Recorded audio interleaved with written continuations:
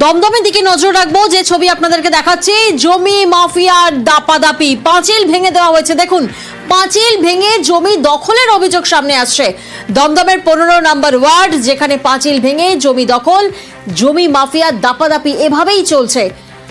অনুপ প্রতিনিধি এই মুহূর্তে আমাদের সঙ্গে রয়েছেন। অনুপ, স্থানীয়দের অভিযোগ পুলিশি নিষ্ক্রিয়তার, কেন এই অভিযোগ এবং কার বিরুদ্ধে এই অভিযোগ?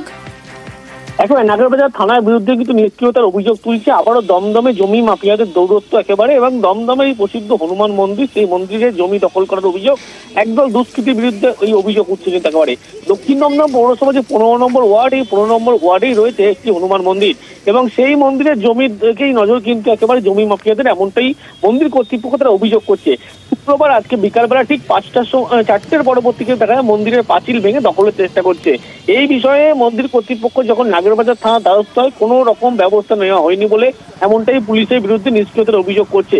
এই মন্দিরের জমির যিনি মালিক হরিদ্বার ত্রিপাঠী, তিনি দাবি করছেন মাফিয়ারা এই মন্দিরের জায়গাটা দখল করে কনস্ট্রাকশন বিল্ডিং বানাতে চাইছে। মন্দির কমিটির আরো দাবি, জাল দলিল তৈরি করে কিন্তু এই জমি কেড়ে নেওয়ার চেষ্টা করছে। অন্যদিকে যাদের বিরুদ্ধে এই অভিযোগ, তাদের কিন্তু কোনো রকম প্রতিক্রিয়া বা তাদের সঙ্গে যোগাযোগ করা যাচ্ছে না, এবং তারা অভিযোগ করছে যারা মন্দির কমিটি জমির বেশ কিছু দালাল, যারা মাফিয়া, তারা কিন্তু জোর করে এই জমি নকল দলিল বের করে তারা কিন্তু প্রমোটিং করতে চাইছে এই এলাকায়। এই নিয়েই কিন্তু একেবারে নাগরবাজার থানা তাদের নিষ্ক্রিয়তা নিয়েই কিন্তু ইতিমধ্যেই মন্দির কমিটির এলাকার মানুষ তারা প্রশ্ন তুলতে শুরু করেছে।